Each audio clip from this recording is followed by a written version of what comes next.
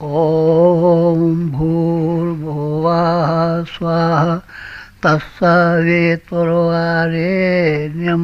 भर्गो देवस्य धीमहि धियो यो नः प्रचोदयात्।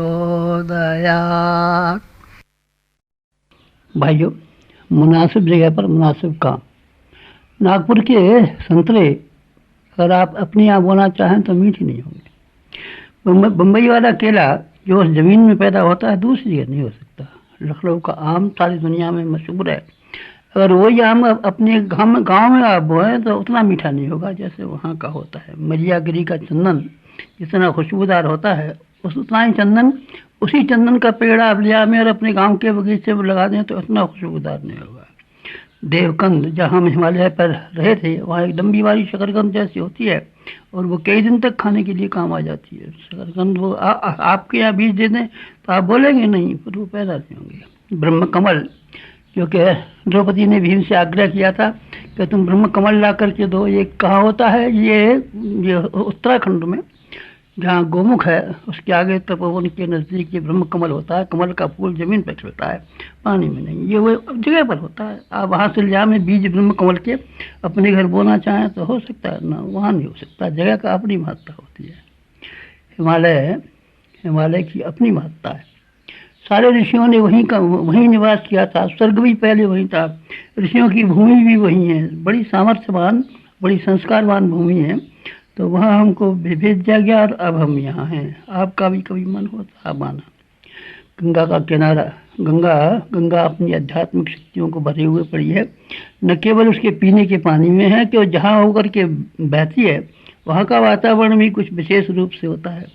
सप्त ऋषियों की भूमि, यहाँ 7 ऋषियों ने जो अभी भी ऊपर आसमान में दिखाई पड़ते हैं, उनकी जो भूमि है सप्तऋषि भूमि, वो भी वही है जहाँ आपका ये शांति कुंज बना हुआ है। और प्राण, इस तरह के प्राण जिनके नज़दीक जाने से सिंह और गाय घाट पानी पीने लगती हैं, ऐसे प्राणवान भी होते हैं, सिद्ध पुरुष भी होते हैं। हम वहाँ ऐसे स्थान पर आए हैं। यहाँ आकर के हमने आपकी भावनाओं को स्मरण दिलाने के लिए ये भी बना दिया है, हिमालय का मंदिर बना दिया है। हिमालय का मंदिर कहीं नहीं मिलेगा आपको। ये देवात्मा हिमालय है। लोगों ने देवताओं के मंदिर बनाए हैं, अमुक के मंदिर बनाए हैं, तमुक के मंदिर बनाए हैं, पर हिमालय का मंदिर सिर्फ आपको यहीं देखने को मिलेगा। हमने ये भी बनाया है। और सप्तऋषियों की भूमि और कहाँ है बताइए आप? कहीं यही है जहाँ आजकल शांति कुंज बना हुआ है, पहले यही थी। यहाँ से थोड़ी सी ज़मीन काट ली गई है, इसलिए शांति कुंज वाली ज़मीन में जो पानी हजारों वर्षों से बहता था बंद हो गया है।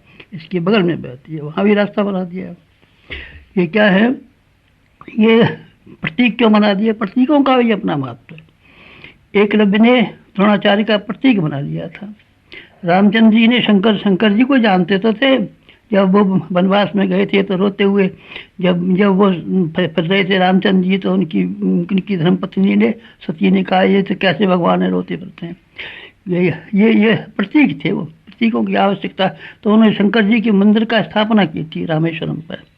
और तिरंगा झंडा अपना ये प्रतीक है। कम्युनिस्टों का भी झंडा होता है। प्रतीकों को नहीं मानते, कैसे नहीं मानते? रावण की झंडे को हम फाड़े, देखिए कैसा बल लगेगा, नहीं लगेगा। मुसलमान प्रतीकों को नहीं मानते। मक्का मदीना में संगे अस्वद रखा हुआ है, उसका चुम्बन लेते हैं। समस्त देवालय, हिमालय का मंदिर कहीं था नहीं, ऋषियों की परंपरा थी नहीं। तो वो हमने जो एक बड़ा अभाव था भारतवर्ष का, वो दूर किया है, ताकि साधना की दृष्टि से कोई आदमी आना चाहे, हम आना चाहें, आप आना चाहें, तो इस स्थान पर एक बड़ा भारी महत्वपूर्ण लाभ उठा सकें। इसलिए ये बनाया गया है। मुनासिब जगह पर मुनासिब काम क्या? यहाँ इस हिमालय में बहुत सारे ऋषि रहे हैं, और ऋषि जो भी आए सब हिमालय आए हैं। और हिमालय के उन ऋषियों का स्मरण दिलाने के लिए हमने ये कोशिश की है कि जो उन्होंने काम किए थे उनको समेट करके थोड़ा थोड़ा, पूरा न सही, थोड़ा थोड़ा काम करें तो अच्छा होगा। और हमने वो किया है। व्यास जी ने 18 पुराण लिखे थे, दर्शन भी लिखे थे।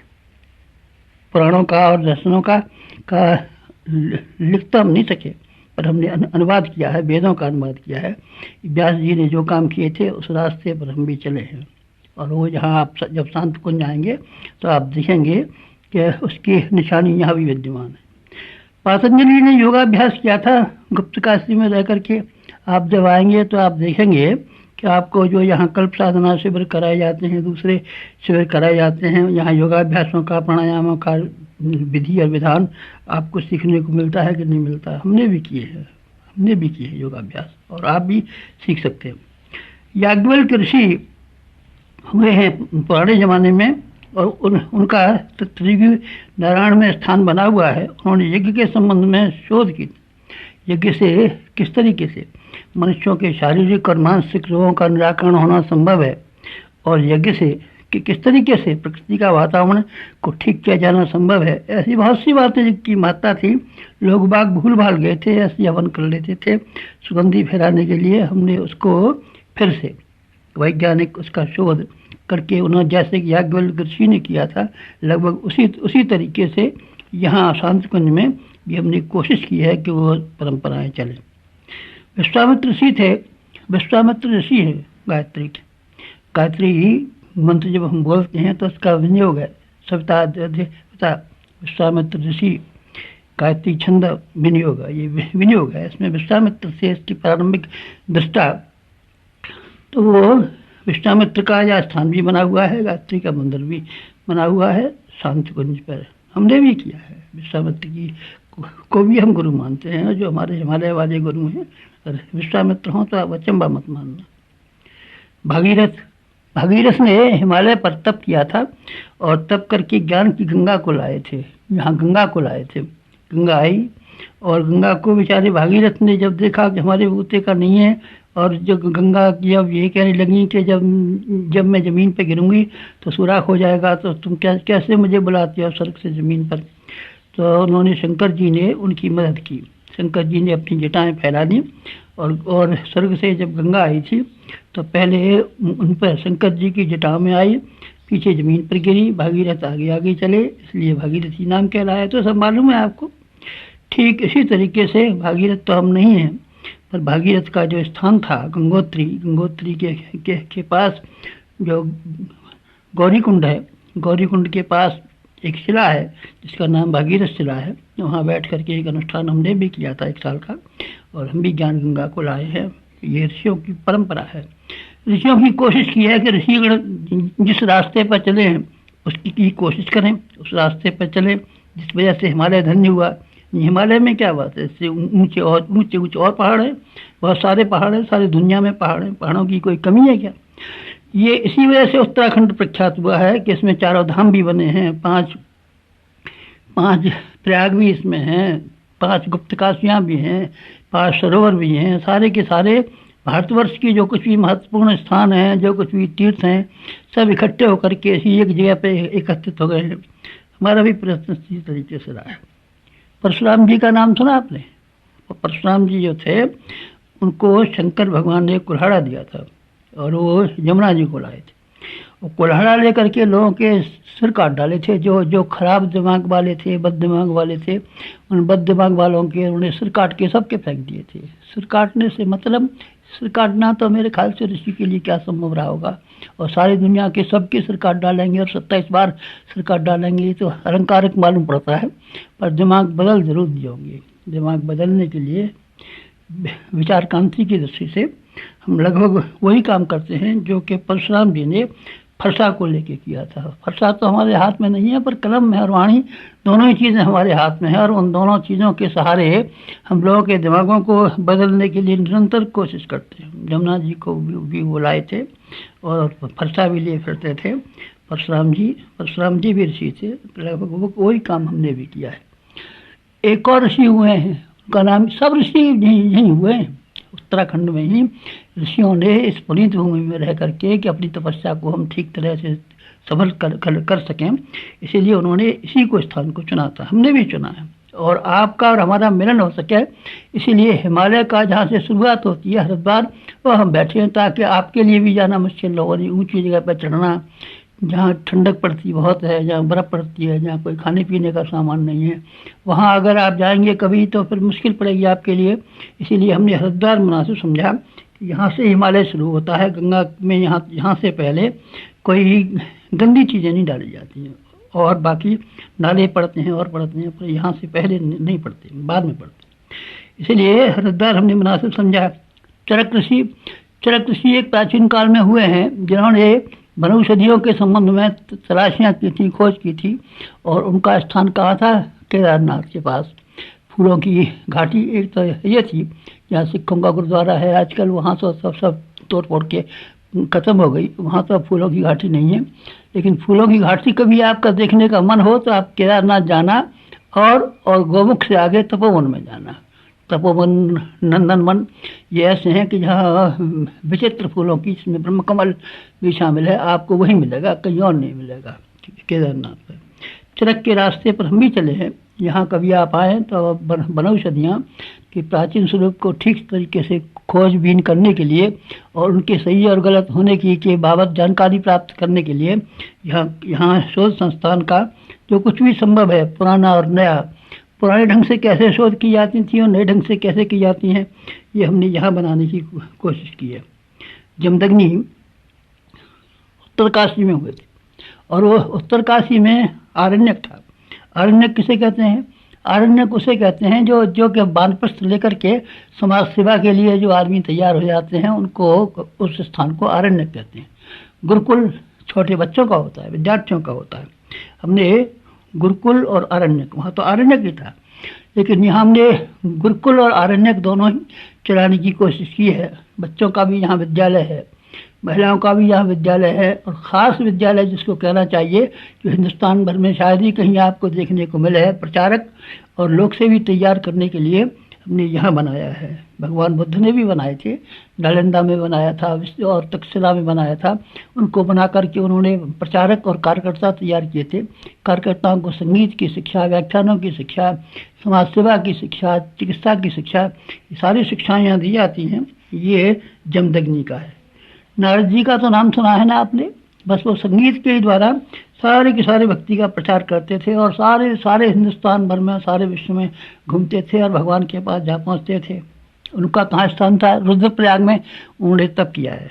रुद्रप्रयाग तो हमने नहीं आपको ले जा सकते, लेकिन यहाँ हमने नारद जी का जो काम था संगीत का, ये संगीत प्रधान रखा गया है, क्योंकि इस ज़माने में लोक शिक्षा के लिए संगीत बेहद आवश्यक है। संगीत के बिना पड़ा मुल्क, देहात में रहने वाला मुल्क, यहाँ के लिए बड़ा मुश्किल पड़ेगा। इसीलिए हमने उसको भी वहाँ बना लिया है। और वशिष्ठ जी का तो नाम आपने सुना है ना, उन्होंने राजनीति और धर्म और राजनीति दोनों को मिलाया था। राजा दशरथ के यहाँ भी रहते थे, धर्म का भी काम करते थे और राजनीति को भी देखभाल करते थे, दोनों ही करते थे। हमारी ज़िंदगी भी कुछ इसी तरह की गई है। 4.25 वर्ष तो जेल खाने रहना पड़ा, लगभग 25 साल, सन 30 से लेकर के सन 42 तक 22 साल के करीब हम दिन और रात राजनीति में हम रहे हैं और समाज को ऊंचा उठाने के लिए और अंग्रेज़ों को भगाने के लिए, देश की आज़ादी के लिए हमने वो काम किया है। वशिष्ठ भगवान भी यही काम करते थे। वो देवप्रयाग में थे, वहाँ पीछे उनको भी ले गए थे, रामचंद्र जी को, लक्ष्मण जी को, भरत शत्रुघ्न को। हम भी आपको लेके आएंगे, हमारे बच्चे तो क्या आएंगे, पर आप आ सकते हैं, आप भी तो हमारे बच्चे हैं। शंकराचार्य के बच्चे थोड़ी थे वो रामचंद्र जी के पिता का नाम वशिष्ठ जी थोड़ी था, दशरथ जी था। तो आप भी तो हमारे बालक हैं। जिस तरीके से राम और भरत और लक्ष्मण और शत्रुघ्न चारों भाइयों को लेकर के वशिष्ठ जी आ गए थे कि उनका धर्म और राजनीति का दोनों का सम्मिश्रण कैसे हो सकता है।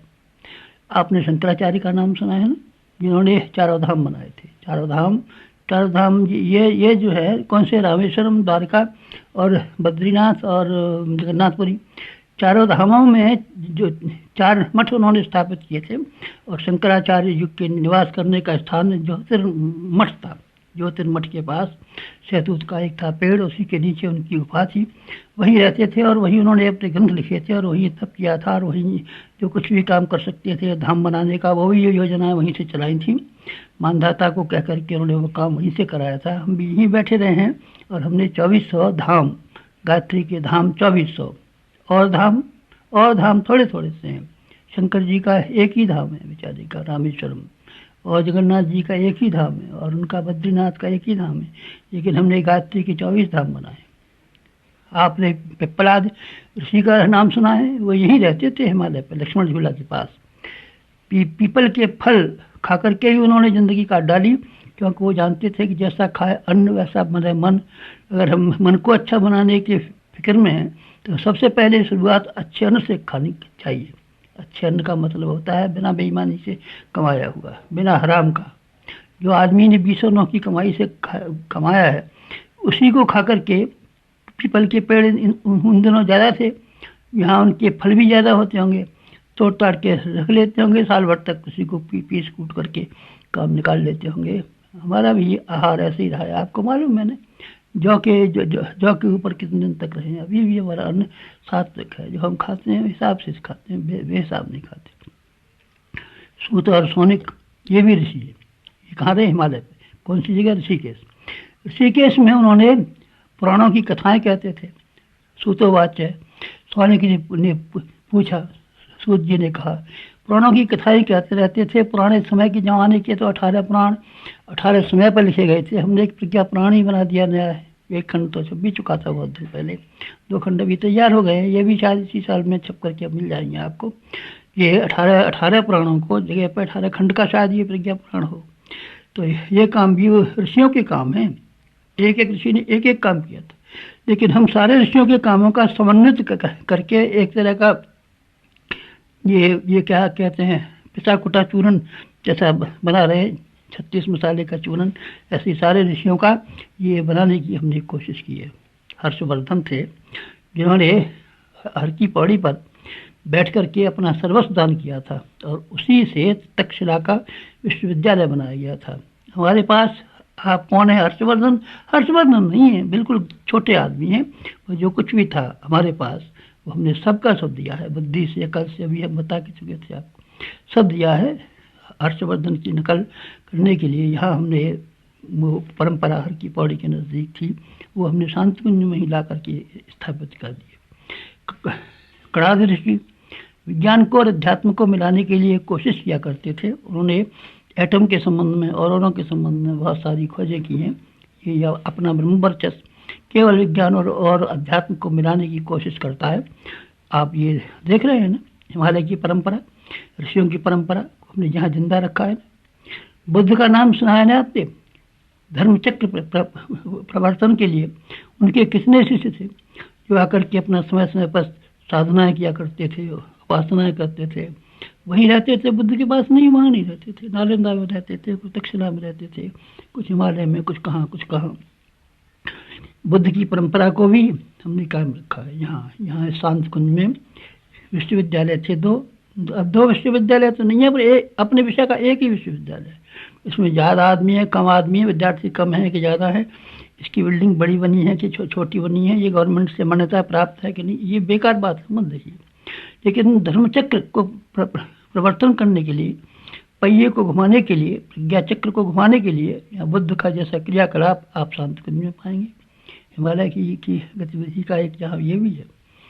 आर्यभट्ट ने भी इस हिमालय में ही तप किया है, और उन्होंने ज्योतिर्विज्ञान, ग्रहों की और नक्षत्रों की विद्या को खोज करके किस तरीके से ग्रह नक्षत्र घूमते हैं तो पृथ्वी पर क्या असर पड़ता है, और पृथ्वी के निवासियों के लिए क्या क्या असर पड़ता है, ये सारी की सारी खोज आर्यभट्ट ने अपने ज़माने में इसी हिमालय में की थी। और आप कभी यहाँ शांतिकुंज आए तो वो देख लीजिए, वो सारे के सारे जो उनके क्रियाकलाप थे, जहाँ तक हमसे मुमकिन हुआ है वो बनाने की कोशिश की है। पंचांग भी यहाँ से प्रकाशित होता है, जिसमें 9 ग्रह पुराने और 3 नए खोजे गए हैं। अभी जो पाश्चात्य विद्वानों ने 3 नए और खोजे हैं।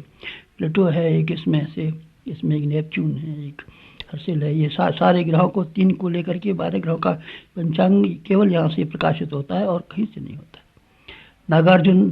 नागार्जुन ऋषि थे, उन्होंने रसायनों की खोजबीन की थी। हमारे यहाँ भी दवाओं का और दूसरे तरह का बनाने का क्रम है। श्रृंगी ऋषि ने मंत्र विद्या को पारंगत थे। श्रृंगी ऋषि ने, आपको मालूम है ना, लोमस ऋषि के बेटे थे श्रृंगी ऋषि, और परीक्षित को श्राप दिया था कि 7वें दिन सांप काट खाएगा, तो 7वें दिन सांप ने ही काट खाया था।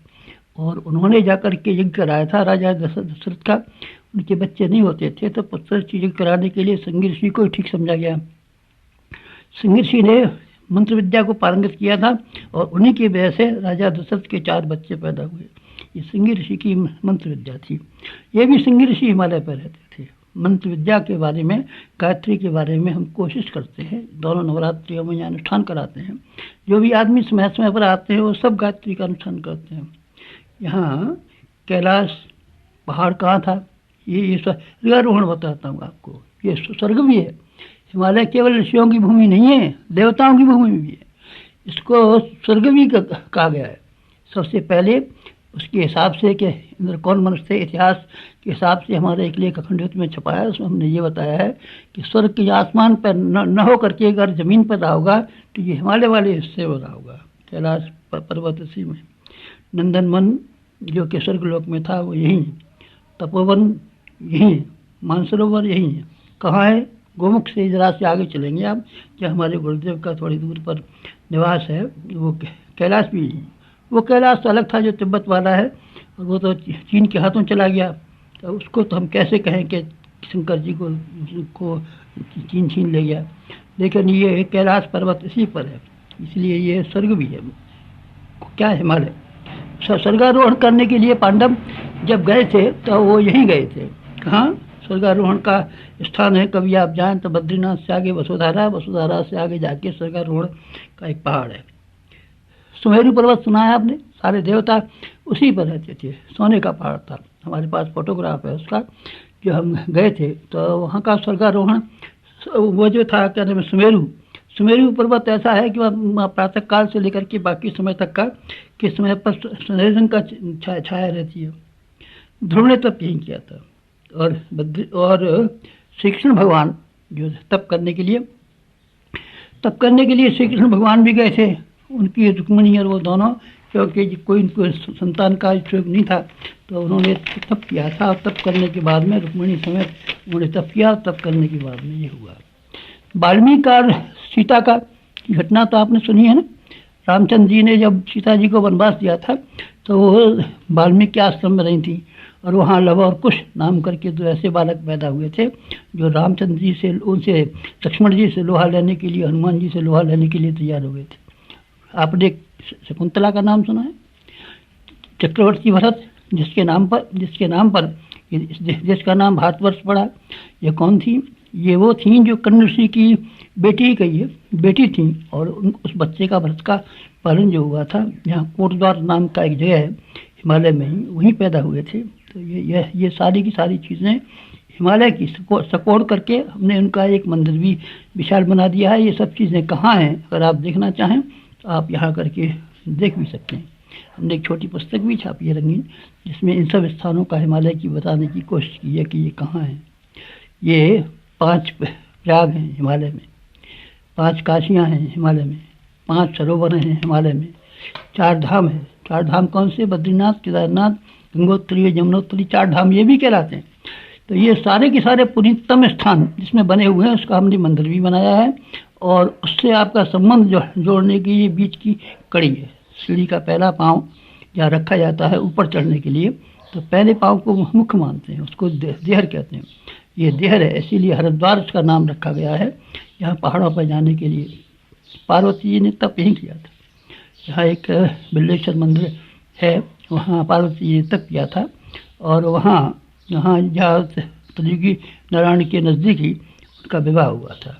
वो भी पार्वती जी और शिव का यही था। यही पहली कन्या, पार्वती जी की पहली बहन जो सती थी, सती भी यहाँ दक्ष प्रजापति नाम करके स्थान है। दक्ष थे, वैज्ञानिक थे, जिनका सिर काटा गया था और महादेव जी उनसे नाराज हो गए थे। वो यही थे। ये देवात्मा हिमालय है, बड़ा शानदार हिमालय है। इसका क्या कहें? आपसे क्या अनुरोध है? हम तो सारी ज़िंदगी के लिए चले आए, मरेंगे तो अभी इधर ही कहीं मरेंगे। लेकिन आपसे हमारी एक प्रार्थना है कि ऐसा पुनीत स्थान आपके जीवन में कहीं न कहीं जुड़ा रहना चाहिए। हमको ज़िंदगी भर में 3 बार हमारे गुरु ने 1-1 वर्ष के लिए बुलाया बैटरी चार्ज करने के लिए। बैटरी जब ढीली हो जाती हैं गाड़ियों की तो फिर उसको दोबारा चार्ज कर देते हैं, फिर वो बैटरी काम करने लगती है। इसलिए जब हमारी बैटरी ढीली पड़ी है तो हमको हमारे गुरु ने बुलाया और यहाँ रहे। आपको हम निमंत्रण भेजते हैं इस व्याख्यान के द्वारा आपको जब कभी भी मौका मिले, तीर्थ यात्रा का जब कोई मौका मिले, तो आप यहाँ शांत कुंज में आने की कोशिश कीजिए, जहाँ सारे ऋषियों की परंपरा है, जहाँ हिमालय की सारी विशेषताएं को हमने एकत्रित करके रखा है। जो आपका जन्म दिन हो तो आप यहाँ आने की कोशिश कीजिए, विवाह दिन हो तो यहाँ का इस भूमि का आशीर्वाद लेने के लिए कोशिश कीजिए, बच्चों के 16 संस्कार कराने हो तो आप यहाँ आने की कोशिश कीजिए। और बच्चों के संस्कार कराने के लिए पवित्र स्थान को लोग तलाश करते हैं, किसी देवी के यहाँ किसी तीर्थ में संस्कार कराते हैं, आप भी यहाँ आ सकते हैं। श्राद्ध और तर्पण कराने के लिए भी ऐसा नियम है कि यहाँ बद्रीनाथ के पास एक ब्रह्म कपाली नाम का स्थान है, वहाँ लोग तर्पण कराते हैं, गया में तर्पण कराते हैं, श्राद्ध कराते हैं। आप चाहें तो हरिद्वार में भी कराते हैं, लेकिन वो स्थान, दूसरे स्थान कैसे और कहाँ, इसके बारे में हमें कुछ कहना नहीं है, लेकिन हमारा जो स्थान है ये बहुत शानदार स्थान है। यहाँ जो भी आते हैं नवरात्रि के जनाब है, हमेशा सबका 24-24 हज़ार के हजारों सैकड़ों आदमी आ जाते हैं और 24 लाख के कितने अनुष्ठान हो जाते हैं। तो इस भूमि को संस्कार बनाया जाएगा। शिक्षण का भी सारी व्यवस्था यहाँ है।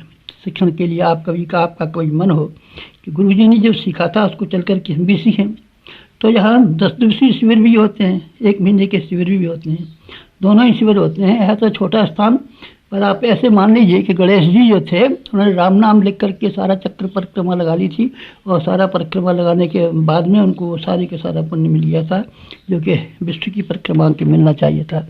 गणेश जी को पहला नंबर मिला, इसलिए कि उन्होंने सारे विश्व का तो घूमना संभव नहीं था चूहे की सवारी पर इसी तरीके से बैठ करके वो सारे इस पर घूम लिए, और घूमने से ही उनका काम बन गया। ये छोटा सा गायत्री तीर्थ, छोटा सा शांत कुंज उन सारी विशेषताओं से भरा पड़ा है। हम तो अब ज़्यादा समय तक रहेंगे नहीं, लेकिन अभी हम सन 2000 तक तो रहने वाले हैं। ये शरीर से नहीं तो बिना शरीर से रहेंगे, सूक्ष्म शरीर से रहेंगे, तो हमारी प्रेरणा बराबर इस स्थान पर छाई रहेगी और आपको बराबर वो लाभ मिलता रहेगा जो कि मिलना चाहिए। बहुत शानदार जगह है शांतकुंज, इन सारे ऋषियों का, यहाँ के 24 गायत्री के 24 ऋषियों 24 ऋषियों का सार यहाँ है। यहाँ के वो ऋषि जो करते थे, वो ऋषियों की परंपरा का सार देखने का हो तो आपको यहाँ है। ये तीर्थों में ऐसा तीर्थ है कि यहाँ आकर के आप कभी उपासना करें तो जिस तरीके से नागपुर के संतरे, मुंबई के केले फलदायक होते हैं, आप ठीक उसी तरीके से फलदायक पाएंगे। ये शांतिकुंज तीर्थ हमने बनाया है, बस समझना चाहिए कि ये आपके लिए बनाया है। हिमालय बना होगा तो हमारे गुरु ने हमको यहाँ खींच करके हिमालय बुलाया और हिमालय पर रखा, हम आपको खींच करके ये बुलाना चाहते हैं। आप शांतिकुंज में आया करें और जब भी मौका मिला करें, साल भर में एक बार किसी प्रकार से आने की कोशिश किया करें। अगर आप कोशिश किया करेंगे तो यहाँ के जाने आने में जो आपका समय लगा है, जो पैसा लगा है, जो कुछ भी चीज़ें लगी है, वो सब साकार, जो सब सार्थक सिद्ध होंगी, निरर्थक सिद्ध नहीं होंगी। आप ये शांतिकुंज जा करके ये नहीं ख्याल करेंगे कि हम निरर्थक आए और हमने बेकार टाइम कमाया। बस